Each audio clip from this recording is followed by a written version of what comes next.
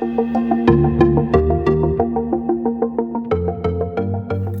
everyone.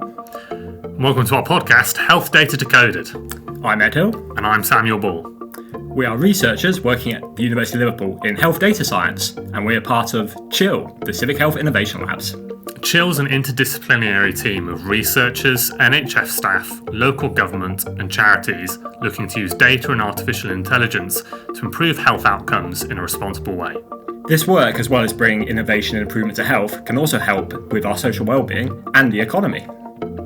In this podcast, we'll be interviewing collaborators, researchers and professional support staff within CHIL to better understand what they do in their roles to improve health outcomes for the local area.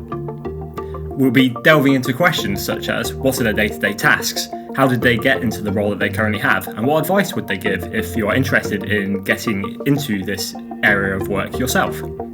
So join us in our journey to understand better how we can use data to tackle global health challenges and local ones within the Liverpool City region. Hi everyone, welcome to Health Data Decoded with me, Samuel Ball. And me, Ed Hill. So today we're joined by Micheal Abaho, who is a research associate in CHIL. Mike, do you mind telling us what your job is as a research associate and what you do in your job, please? So I work across a number of digital health projects in CHIL. One of them is DynAIRX, that's effectively involved in medicine optimization for 3 different groups of people. Sort of older patients with frailties, patients that have got mental health and physical conditions, and also patients who are on more than one drug. And the other projects that I work on are the M-RIC, which is basically a partnership between Mersey NHS Foundation Trust and the University of Liverpool.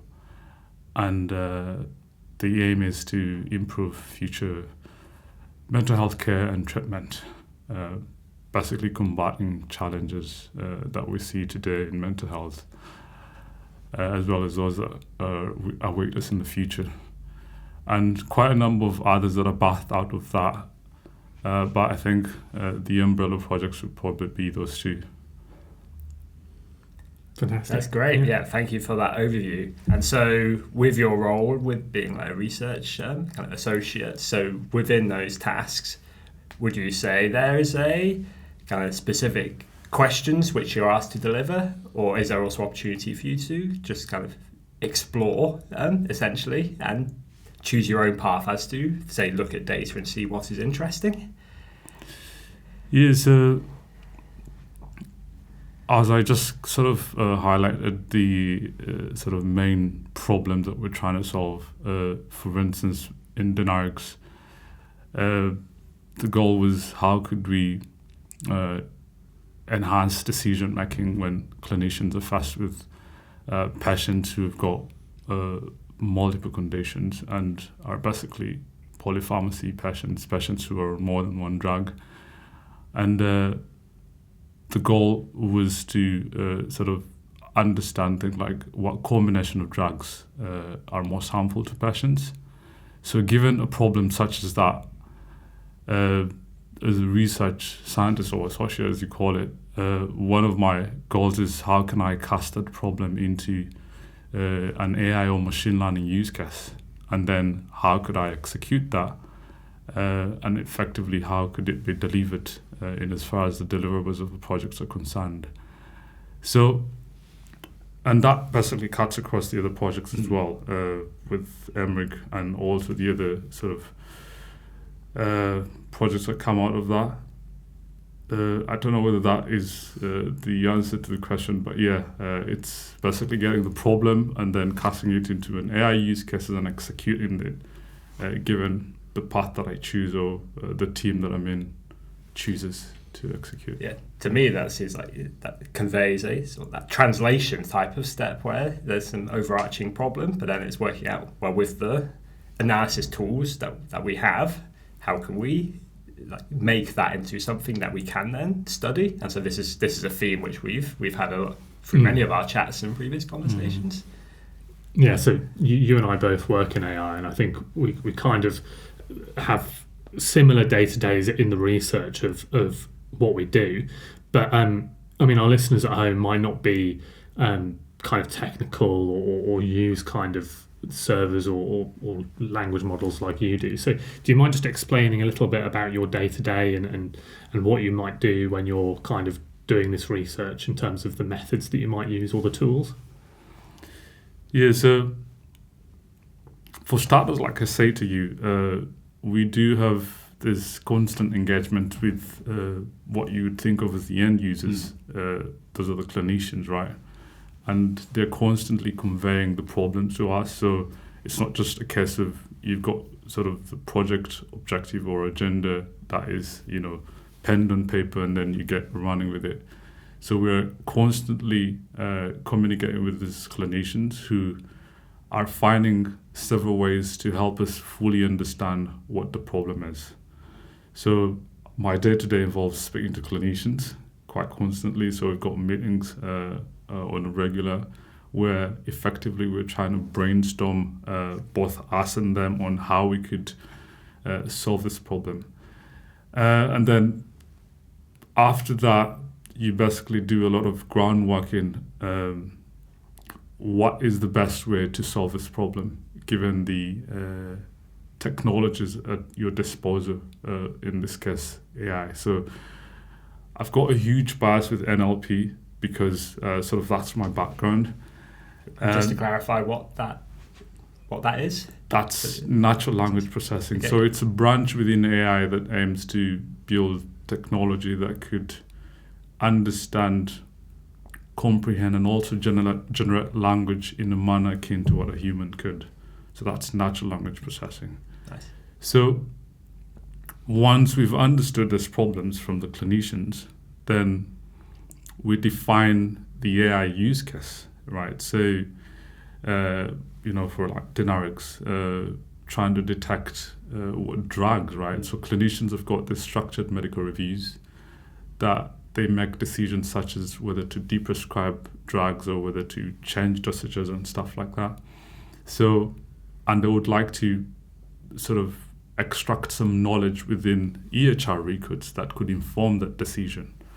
So an AI use case, from our point of view, would be something like extracting the clinical concepts and perhaps also extracting how these clinical concepts are interacting with each other within the text or the context of the EHR records that are captured during patient care.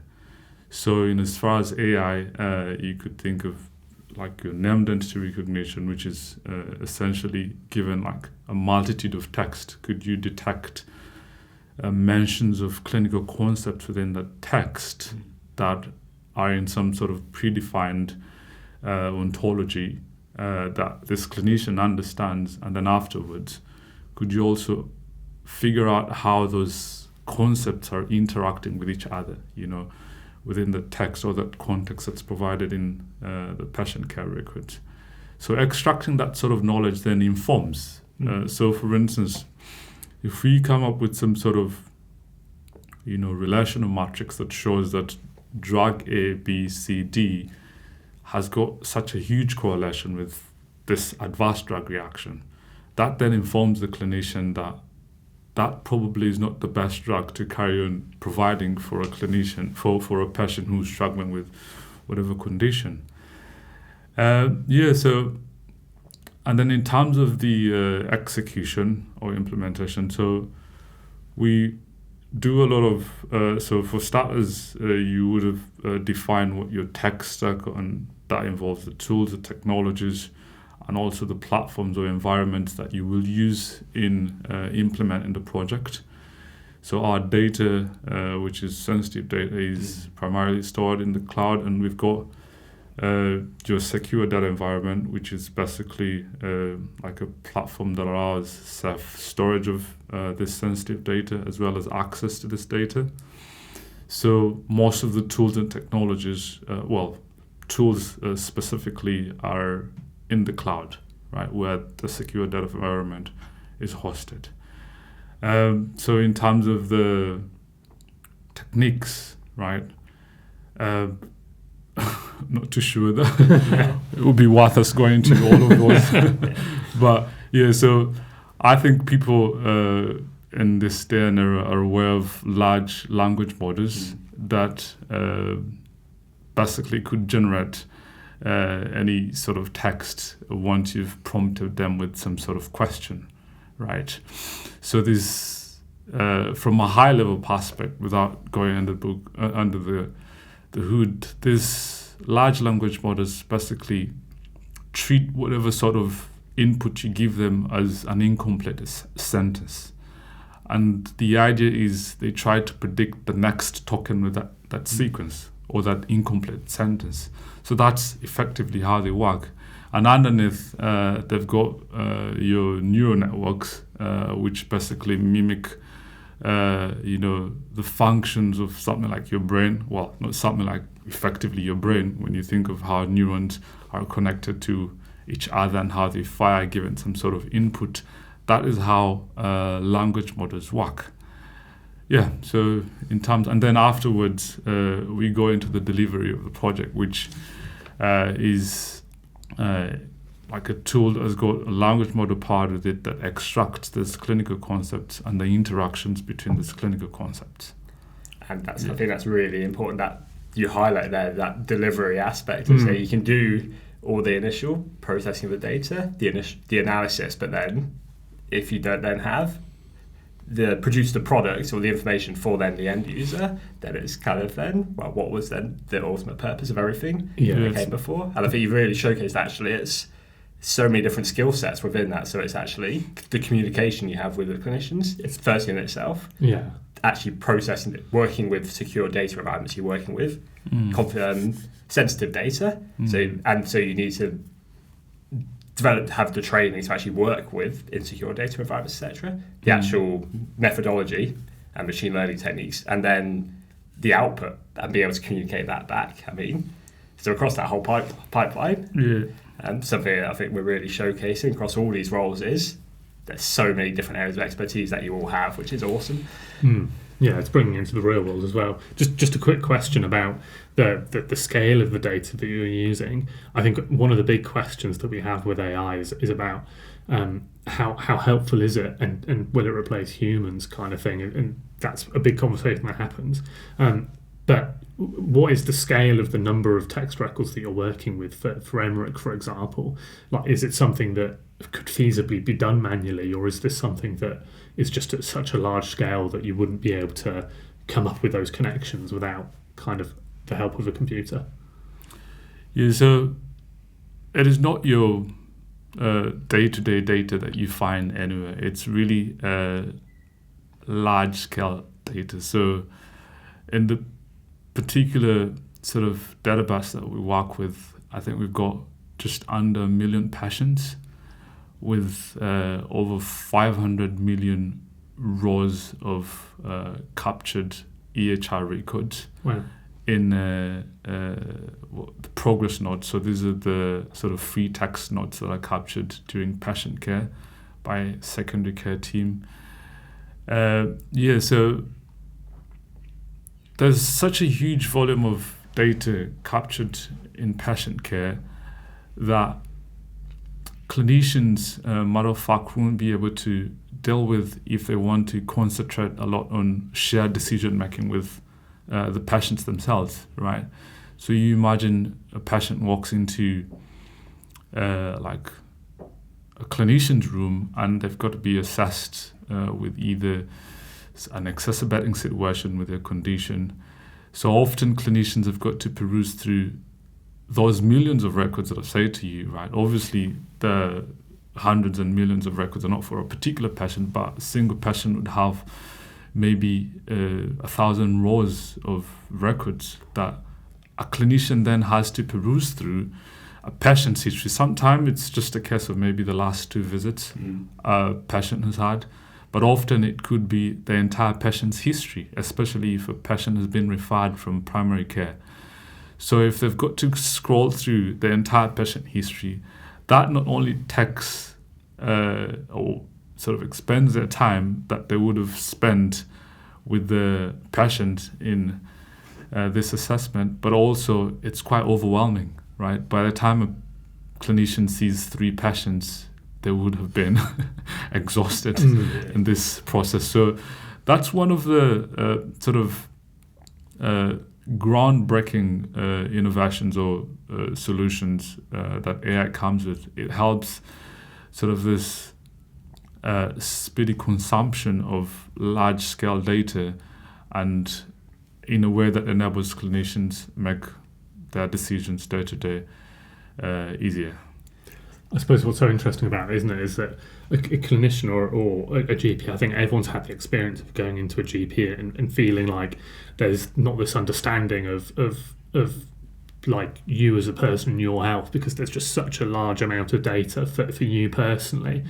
And then you're adding on that layer of, well, it's not just you, but also millions of people within the local region. If you're finding patterns of drugs that aren't working together and conditions that are not working together across that entire million kind of population sample, then, I mean, that's just so overwhelming from a clinical perspective that, I mean, we're finding things now that are quite alarming when you pull them out of the data, but it would just be completely unfeasible for one clinician with one patient to be able to understand, particularly around comorbidities, multiple conditions and multiple prescriptions. Yeah. And just mentioning about the amount of records being analysed, then think about feasibility of doing things manually. Just someone walking into a room with just archive of paper records and just surround it'd be crazy. A whole library in itself. Yeah, absolutely. Yeah. But really, that shows therefore the powerful usefulness of this type of analysis. But then equally, it's the amount of data we're actually collecting now can be so vast. It's like, well, what do we actually even have? What happened? Like, so it's that becomes a problem in itself. Thank you for giving us that insight. So actually, I'm just then curious in terms of how you became involved with CHIL, and actually, so you as a researcher, just then a bit of like your journey to going into research as a career. So shortly after completing my sort of PhD, I got a role as an AI scientist in a company called NEC, and I moved over to Germany. So NEC is basically building a lot of innovative technologies around AI, healthcare, security, 6G networks, and so on and so forth. And they've got quite a number of labs in Europe, and I was based in the one in Germany. So a couple of teams that I worked with there were the human-centric AI team and the biomedical AI team. So the human-centric AI team was concerned about applied research while retaining human centricity.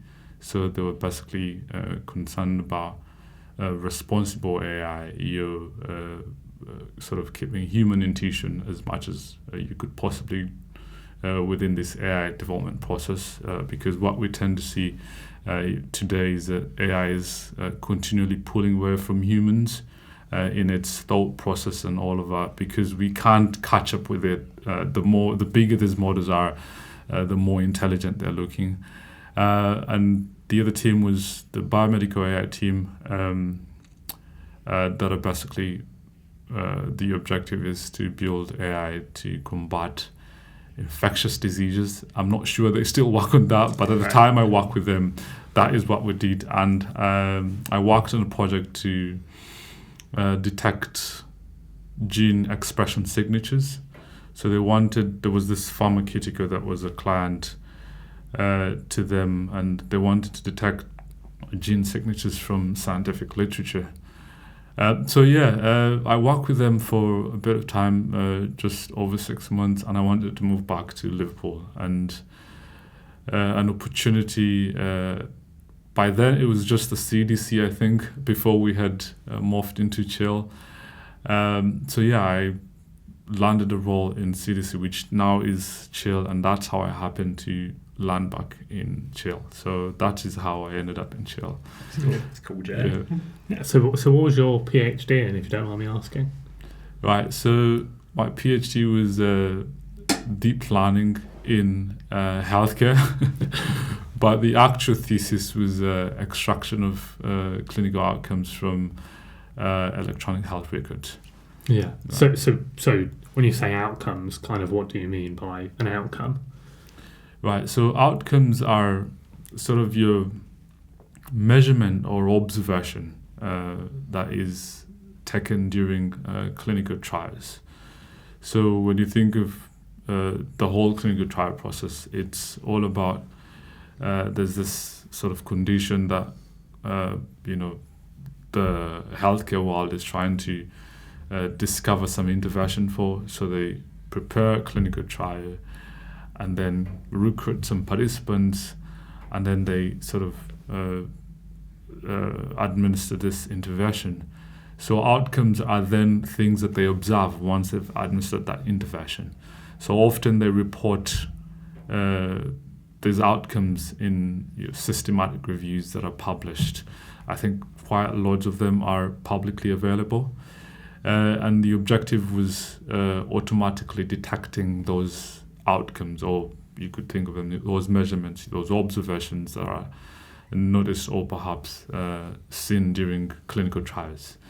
So the objective was to, given this multitude of scientific literature in your repositories like PubMed and so on and so forth, could we automatically detect these mentions of clinical outcomes from the scientific literature? Yeah. So it sounds like you've got quite a computer sciencey background, and then you've kind of moved into the health space. And I think as part of that process, I mean, we've all kind of been there, because, I mean, Ed's a mathematician. Well, so am I, really, in a weird kind of way. But we all kind of pick up these skills that we probably weren't expecting to pick up when we kind of left or when we joined universities as undergrads many years ago. But what are some of the skills that you've picked up, and the most important skills that you think are surprising from starting your computer science journey to moving into a more healthcare orientated space? Right. So back then, actually, because I fortunately also did a master's degree in data science, so I was heavily sort of equipped with statistical skills, right? And I knew lots of ways to use lots of statistical methodologies, your ANOVAs, your t-tests, and so on and so forth, given whatever problem that you had to solve. I think predominantly I used Python and SPSS. So over time, transitioning into or dealing with huge amounts of healthcare records, I've had to learn Spark, Hadoop. So these are big data frameworks that allow you efficiently process large scale data, right? So prior to that, lots of standard Python libraries would do that. But once you start working with large scale data, then you need a lot more powerful frameworks or libraries, and Spark and Hadoop are quite popular in as far as that's concerned. And then I also, this started way back in Germany, like I said. I had to pick up cloud skills, specifically Azure, right, and AWS. But over time, since moving to Liverpool, the main focus was Azure. So I've had to learn how to effectively use the Azure SDK that helps you interact across these cloud repositories, as well as create and manage resources within the cloud. So you've got this data like where our data is, and often you've got to fetch and process that data. And the Azure SDK, funny enough, is that these are sort of extra layers within your already existing Python, right?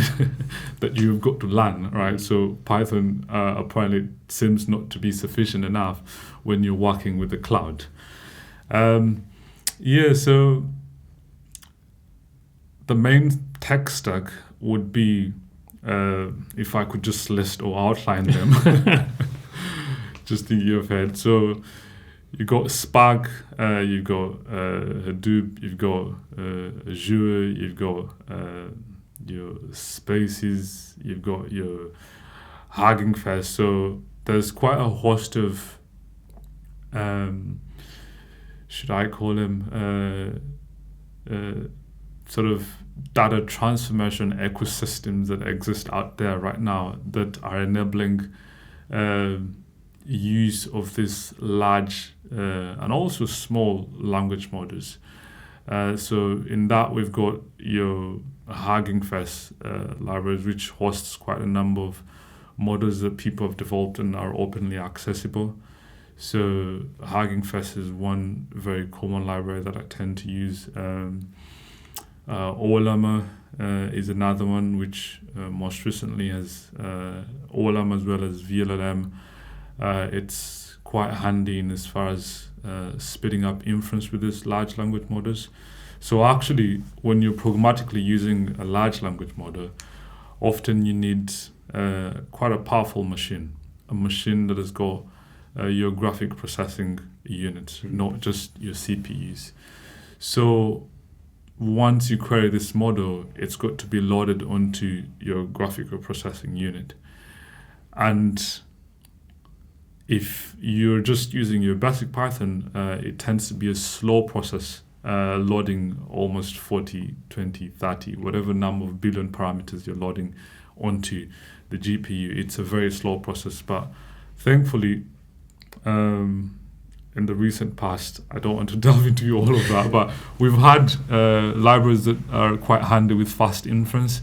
OLAMA is one of them, VLM is one of them. So you wrap this on top of your Python and you could effectively do the work with the large data as well as the large language models. So this shows how, with the technology developments, with the hardware that are happening, obviously, therefore there's software being developed to be compatible with that to basically help with efficiency of this analysis to be run, and therefore the researchers in this space therefore need to learn these new techniques, software packages that are becoming available, and as new hardware is also being developed, that might lead to new software being developed, and therefore there seems to therefore be this. Yeah, we never stop learning, essentially. That's true. And therefore there is this cycle. Yeah. So no, but thank you for therefore giving us that insight. And so I think just to close, so something which we kind of asking all our guests is, for those who might be interested in getting involved in healthcare, and in this case, those who might be interested in kind of applying deep learning, machine learning to healthcare type problems, is there any advice you would give to them as they might be setting out on their own career journeys? Yeah, I think I tend to get asked this question quite regularly. And one thing that I often say to people is that the difference between the AI that I do and the AI that so many people do is that I do it to improve healthcare and well-being of people out there, as well as save lives. I think one of the biggest advice that I'd give to anyone who's venturing into the same space is, I think that's quite a key decision to make. So, because this AI is being applied in loads of sectors, right? But if you've got quite, a heart for improving well-being or perhaps healthcare, something that's going to positively impact or have a positive difference on people's lives, right? Fundamentally, then healthcare is quite a good place to start with, or perhaps to delve into. So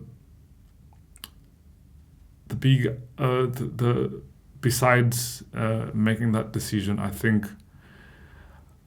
I would also advise people to learn fundamentals, because I think a myth in the world we've got today is because we've got or the big tech companies have brought this technology on people's fingertips and also presented a picture that makes it appear as though you could build this technology yourself. It's planted an imagination in people's minds and made it appear as though they actually could be, the developers of this technology, or perhaps could develop their own AI.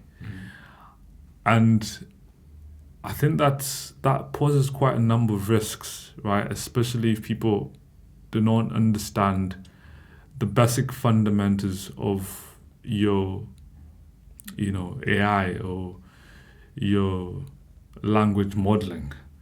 So I think I would be keen on advising people to, at the bare minimum, not learn the whole algebra behind something like a neural network, right? But at the bare minimum, learn, what a multi-perceptron or multi-layer perceptron does, right? When you alter different things in a language model, what happens, right?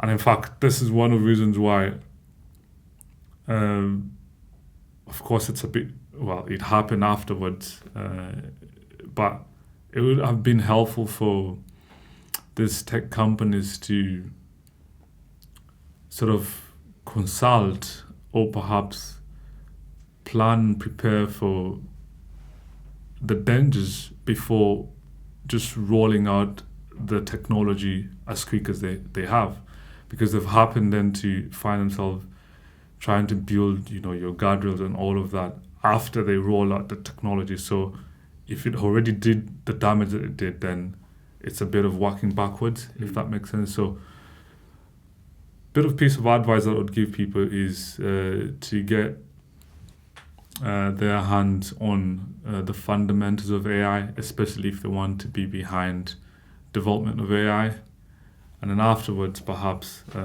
go ahead and start building the AI, if that makes sense. Because now it's a lot easier, if that makes sense, because AI is building AI, right? And what happens is that you find people who are like, oh, if you could actually use AI to generate your code, then why not just, you get what I mean? Why not just ask AI to build me the AI app, right? And who knows, you might build your next atomic bomb AI. So I think it's quite hard. And you could do it accidentally, right? Not knowing what the dangers could be. So I think it would be helpful for people to learn the fundamentals of AI before venturing into it fully.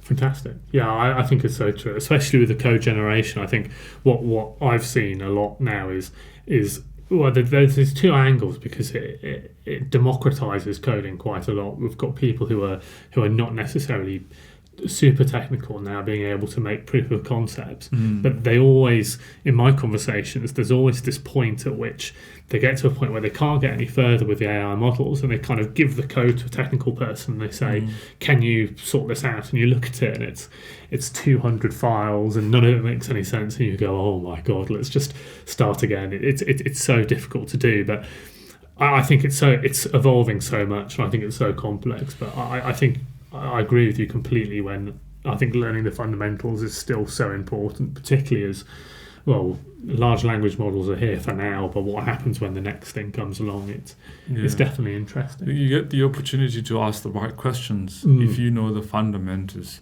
But without the fundamentals, you often ask almost over-the-bar questions that are not necessarily solving your problem or over-solving your problem in a way that you didn't expect. And if you roll out a product that has got this sort of AI-generated solution, then it poses risks on consumers. Fantastic. Brilliant. Well, thanks, Michael, for coming on the podcast and explaining kind of what you do and how you got there and ways for other people to get involved. Absolutely. No, I appreciate you giving us those insights, so thank you. Yeah. You're welcome. Thanks for having me, guys. No problem. And thanks for listening. So you've been listening to Health Data Decoded, and if you like this episode, you can subscribe on YouTube or on Spotify, and we'll see you next time for the next episode.